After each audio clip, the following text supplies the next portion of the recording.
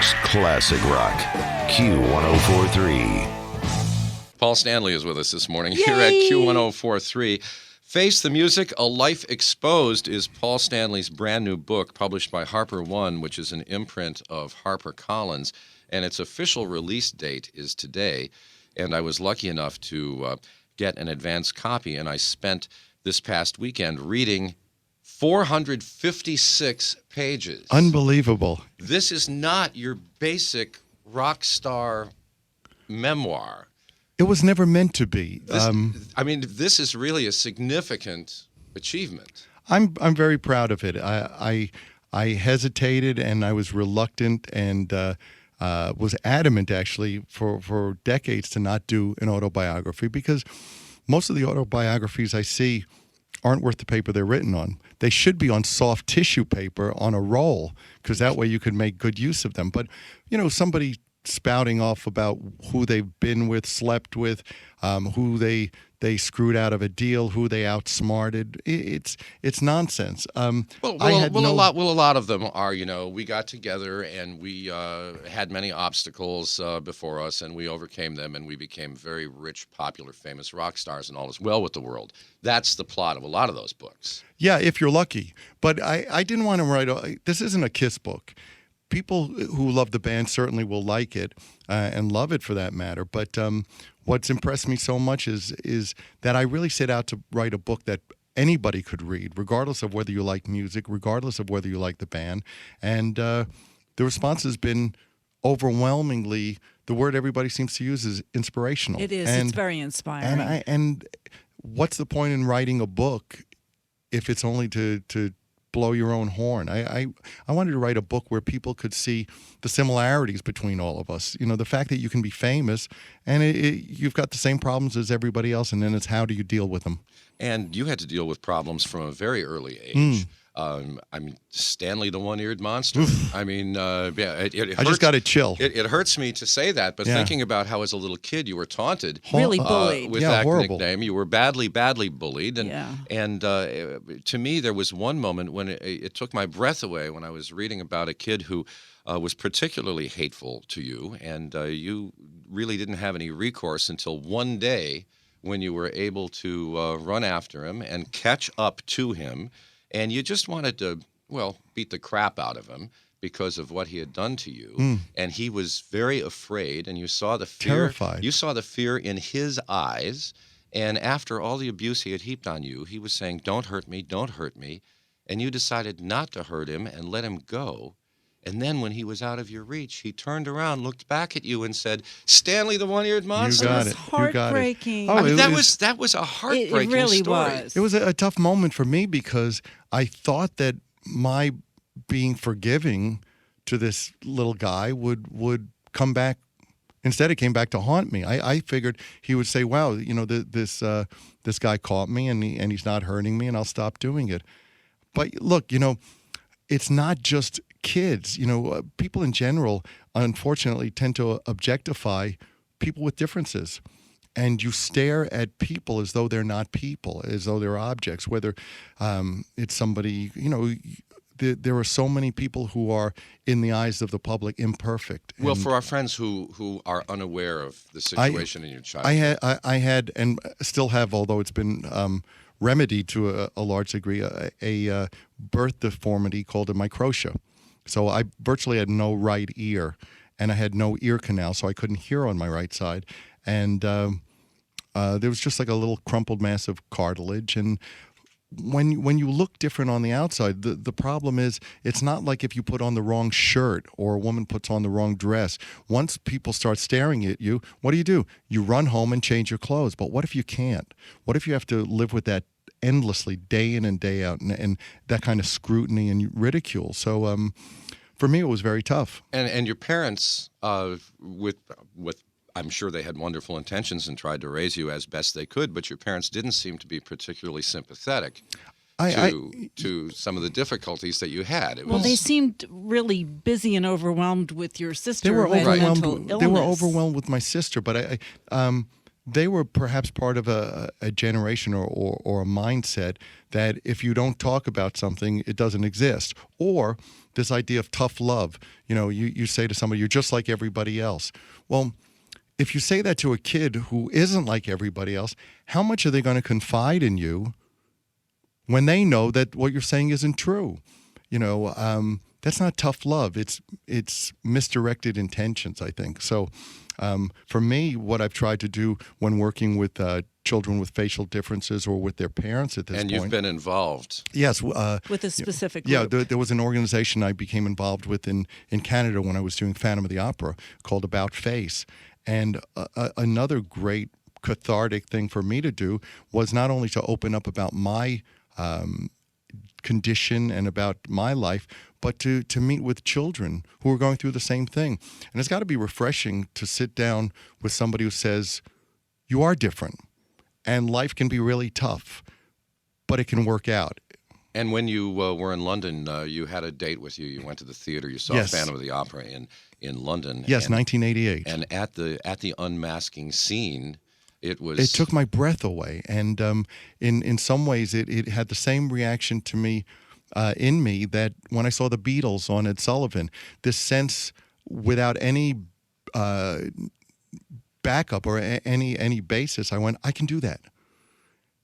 With the Phantom, I didn't realize the connection that I had, which is amazing to me because once I with that character, he's a masked musical. He's a masked, deformed musician who can't reach out to accept love and he yearns for acceptance.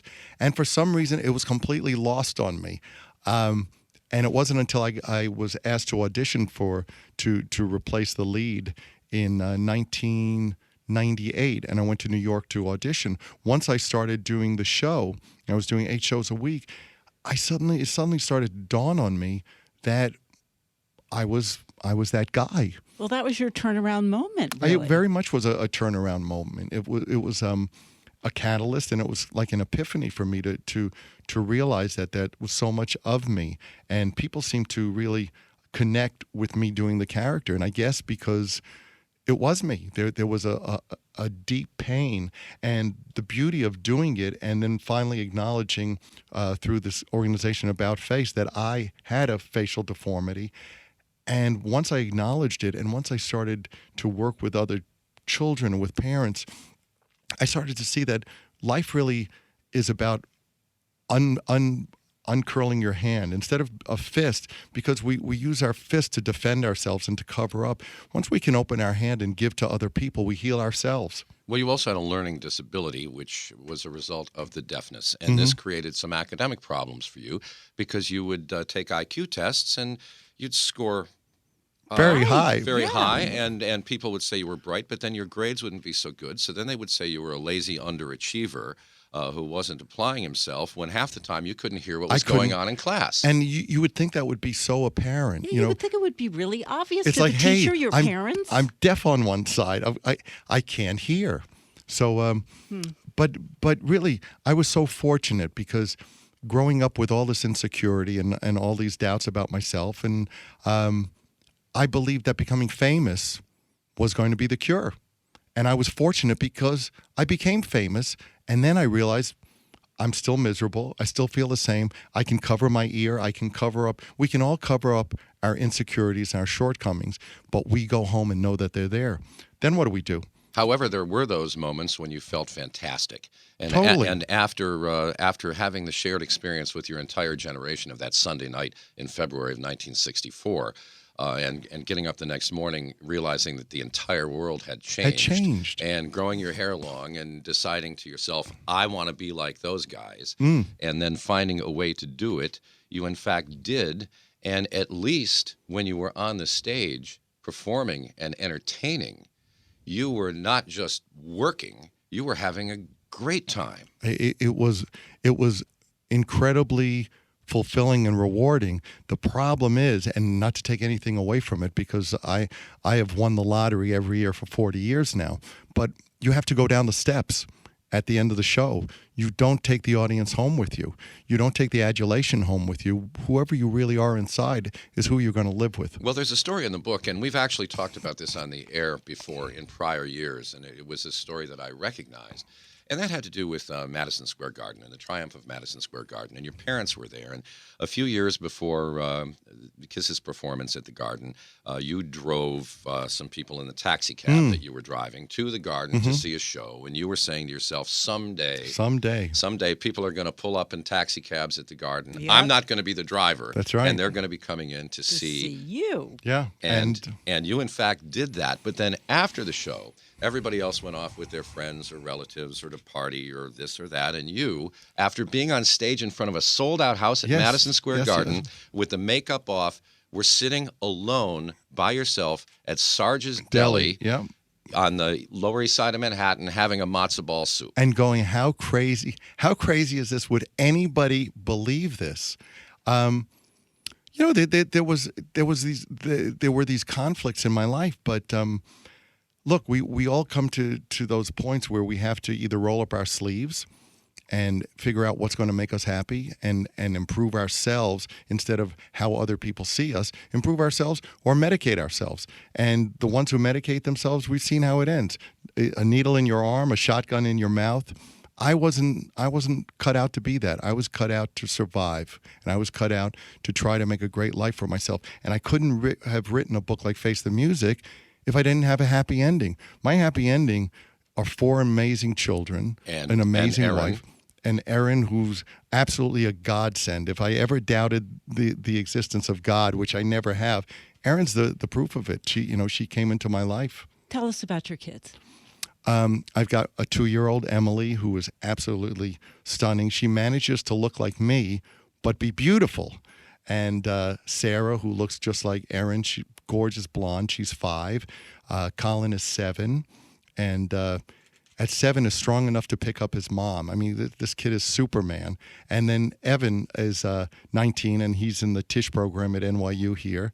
And, he's taller than me, better looking than me, more talented than me.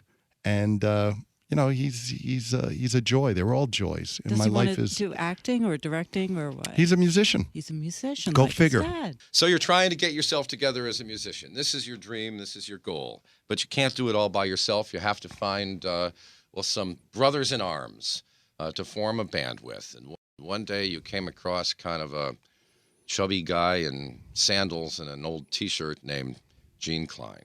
Big burly guy. I met him at our mutual friend's house, Steve Coronel, who lived up around right near Dyckman Street and Broadway, right around there. And I grew up on 211th and Broadway. I was over at his house, and he said to me, I want you to meet somebody. And he said to Gene, Gene, this is Stan. He plays guitar and writes songs too. And Gene, unlike the way he is today, said, oh yeah? Play me something. So I sat down and played him a song, which coincidentally wound up on our first album, and he played me a song which was pretty odd, and he was fairly eclectic in what he was writing, and some very strange lyrics. Yes, he had a song called My Mother is the Most Beautiful Woman in the World, and then he had another song called My Uncle is a Raft. A raft? A raft. He keeps me floating. Well, Gene's mom treated him like Gene was God himself, so I can understand why he would write a love song to mom. And I wanted nothing after that to do with Gene, only because he was so self-possessed and so arrogant, and I just found that condescending attitude, very unacceptable. But look, pragmatism comes into it, and to be pragmatic means you balance out the good and bad, and it's hard enough to make it, with somebody else. To make it on your own is so difficult. He was my partner. And you worked together well for 40 years. It's 44 years now. Ups and downs. But he's my brother. Gene and I, it speaks volumes. I'm trying to picture the two of you hitchhiking up to the Catskills to go find a guitar player whose name you didn't know. Yes. And you didn't know where he worked or where he lived. But Gene had seen this guy once and so said, this is, I know the guy. So there we are on the Major Deegan, hitching hitching upstate, me with my lime green high-heeled boots and him with a woman's fur coat. We have photos of this. And we would go up to the Catskills with no place to stay. We didn't know where we were going. You had no money. Had no money. And we would find people to let us crash at their, like a commune where they picked eggs, or getting picked up by a couple of girls who lived in a derelict house at the top of a mountain. We were dedicated. Look, you can succeed at anything. It's just how hard are you willing to work to succeed at it? And well, it took you time. Now, you had been in some bands before you met Gene, and Gene had been in some bands before he met you. But then the two of you got together, and you had to search for a couple of other people to work with. And after a series of auditions, ads in the paper, you put together the lineup that became world famous and that will be inducted into the Rock and Roll Hall of Fame on Thursday. Yeah, I remember seeing Peter's ad in Rolling Stone of all magazines. So the big payback to them, as much as they hate us, is they're part of the reason we're together. But they've always hated you. Oh, they've always hated us. But now and you're it's on a the cover. badge. But now you're on the cover because of all the conflicts and the nightmare and just, I don't know, don't you just want to grab people and just beat them up sometimes? I mean, here you've been disrespected for so long as a band. I'm talking about all four of you from the original band have been disrespected for years. 40 years. So let's... And now with the Rock and Roll Hall of Fame induction going on, it's because the fans forced it. But it almost seems like the worst thing in the world that could have ever happened to you. I don't, like I say to people, I don't know if I'm being inducted or indicted. It really comes down to, it's an organization, it's a very impressive name, but it's not the Rock and Roll Hall of Fame of the people. You don't know. I mean, people on the street don't know half the people who've been inducted. It's a very small boys club who decides who they want in their club and who they don't. And it reached a point where it became so absurd that they finally have to swallow the pill. They're making it real small by only inducting the original four. Well, don't you have more gold albums than anyone? The band. I mean, isn't it? Don't you have the record? Yeah, it's either the most or next to the most. And look, our influence on music and on different genres it speaks volumes. And regardless of what a few people who want to give rock and roll their own definition, the fact is rock and roll is succeeding against the odds and thriving and surviving. And we've done that for 40 years. So they're constantly looking for people who they approve of to put into their little organization. And I'm playing the game only because there are still some fans who see it as validation and vindication. Well, there are a lot of fans. They want to see you perform. But wait, it's a validation and vindication for themselves.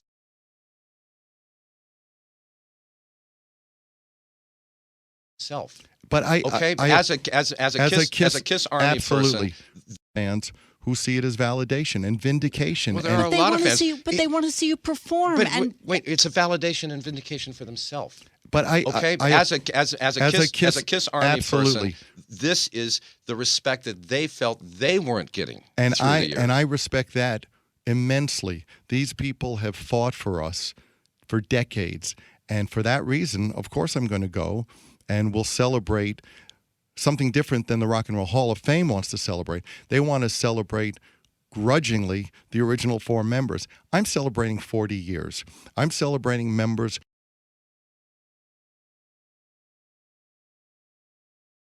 who played in the band on multiples. And for that reason, of course, I'm going to go, and we'll celebrate something different than the Rock and Roll Hall of Fame wants to celebrate. They want to celebrate grudgingly the original four members. I'm celebrating 40 years. I'm celebrating members who played in the band on multi-platinum albums, other than the original four, who played for millions of people. One of them died of heart cancer at 40, and Rolling Stone, the only media outlet that didn't give it any kind of coverage. That's not a coincidence. It was the height of cruelty and disrespect that out of all the news services and all the publications, Rolling Stone decided not to acknowledge it. They can acknowledge some surf skateboarder or surf guy with a needle in his arm who dies, but here's a guy who played to the only media outlet that didn't give it any kind of coverage. That's not a coincidence. It was the height of cruelty and disrespect that out of all the news services and all the publications, Rolling Stone decided not to acknowledge it. They can acknowledge some surf skateboarder or surf guy with a needle in his arm who dies, but here's a guy who played to millions of people and sold multi-platinum albums, but didn't meet their criteria of what credible rock is. So, look, I am doing this because the fans deserve it, and I will do it with Ace and Peter and Gene because the four of us started it. But my well, there have been arrangements that have been made in the past. For instance, Heart did a performance with the original lineup of Heart, and then the current Heart. Right. It didn't seem to be a problem for the Rock and Roll Hall of Fame. But we're different, and we were willing to play with Tommy and Eric, and then have Peter and Ace come out and play and join us in makeup. Look, we're not a. There have been arrangements that have been made in the past. For instance, Heart did a performance with the original lineup of Heart, and then the current Heart. Right. It didn't seem to be a problem for the Rock and Roll Hall of Fame. But we're different, and we were willing to play with Tommy and Eric, and then have Peter and Ace come out and play and join us in makeup. Look, we're not a band. We're not a band that plays in jeans and T-shirts where you look and you can identify guys. If somebody walks out in Kiss makeup, it's Kiss. It's not anybody. We maintain the point of view that when you wear that persona, you are in the band. So I've never quit the band once, never quit the band twice. Well, you've actually had to hold the band together, sometimes by yourself, without any help from Gene. Right, but for me to roll the dice at the chance of it being a bad performance or any of the members looking bad, former members, it impacts what I've been doing consistently for 40 years. So I said no as far as the original four playing and that being the end-all be-all. I just don't want to be a part of nostalgia, which could be Russian roulette for me. Now, for me to roll the dice at the chance of it being a bad performance or any of the members looking bad, former members, it impacts what I've been doing consistently for 40 years. So I said no as far as the original four playing and that being the end-all be-all. I just don't want to be a part of nostalgia, which could be Russian roulette for me. Now, you said something very, very curious in the book. You said that, you said that one day, I'm not going to tell anybody where in the book this is, but you said that one day you wanted to sit in the audience and watch your favorite band of all time, Kiss, perform. You betcha. Without you. You betcha. You want to be a former member, and you want another star child. You betcha. Up there on that stage. Nothing would make me more proud or more happy. We are not like other bands. Originally, we were all for one and one for all.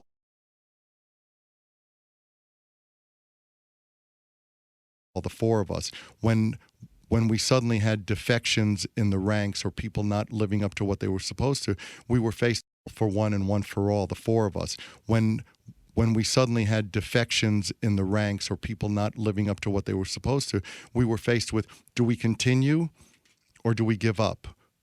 And we said, we will continue with other members. So it became more like a sports team or an army. It's more about what you believe in and your music than it is who it is playing it.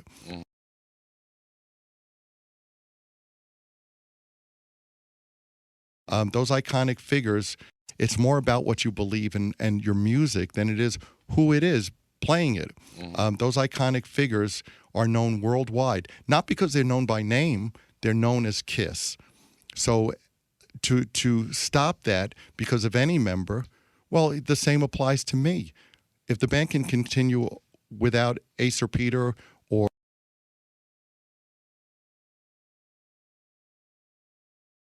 playing it, those iconic figures are known worldwide, not because they're known by name, they're known as Kiss. So to stop that because of any member, well, the same applies to me. If the band can continue without Ace or Peter or without Eric Carr or without Bruce Kulick or without, you on and on, then it should exist without me. I'm not big-headed enough to believe that I'm the only person who can bring something great to this band. Yet your performance at this particular point in time um, leads one to believe that you're probably having more fun now than you ever Absolutely. had. You bet. You bet. And that's not to take away. This has been an amazing ride. It's like going to Disneyland and saying, "What's your favorite ride?" That you're probably having more fun now than you Absolutely. ever had. You bet. You bet. And that's not to take away. This has been an amazing ride. It's like going to Disneyland and saying, "What's your favorite ride?" Well, they're all great. But my life as a total entity now, what I tried to put into Face the Music is the more you have in your personal life, the more you can bring to your professional, and vice versa. It's balancing it all out. Otherwise, you have this disparity of loving being on stage and fearing going off it. Well, you were in therapy for quite some time.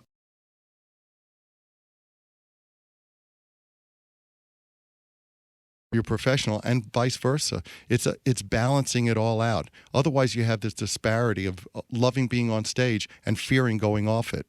Well, you were in therapy for quite some time. I mean, and then your therapist becomes a fugitive from justice Yeah, and crazy. disappears. Yeah. I mean, there's crazy stuff that goes on in this book. Stuff you couldn't make up, but that's part of what makes Kiss Kiss. We've never played by the rules. My original therapist wound up working for the band. He was never the manager, but he worked for the band. This idea that psychiatry or therapists, or Svengali's pulling stuff you couldn't make up, but that's part of what makes Kiss Kiss. We've never played by the rules. My original therapist wound up working for the band. He was never the manager, but he worked for the band.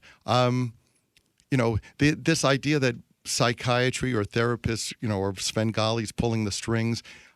I've seen that, with some other performers, or I've heard about it, but that wasn't the case here, and yet that's a story in itself.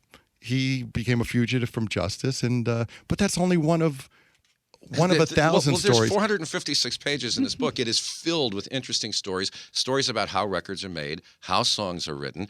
Paul, you didn't have to tell.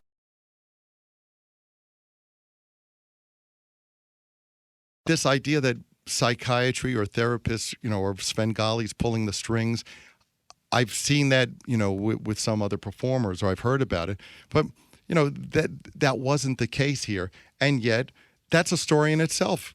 He became a fugitive from justice, but that's only one of 1,000 stories. There's 456 pages in this book. It is filled with interesting stories about how records are made, how songs are written.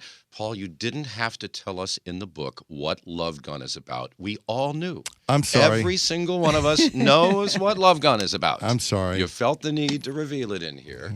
There's stories about the road. There's stories about interpersonal relationships among the people who were in Kiss. There's stories of romance, lack of romance sometimes, the fun of being a rock star, the loneliness of the road, the final triumph of love. Yes, wonderful. The I like final it. triumph of love in your life, which from page 1 of this book, it seems that that's the underlying thread. That's what you were always looking for and trying to connect with. Well, what's so interesting in most people's lives, people always are searching and chasing what they want. Sometime, if you're lucky, you start chasing what you need.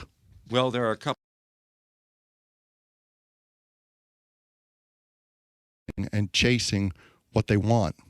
Sometime, if you're lucky, you start chasing what you need. Well, there are a couple of great book signings coming up where you'll be able to pick this book up and get Paul to sign it. It's out today, which is amazing. Yes, today's the day. Go buy the book. Let's storm the charts. And there's a signing tonight, Barnes & Noble on Staten Island in New Springfield at 7 p.m. And then tomorrow, the wonderful people over at Bookends in Ridgewood.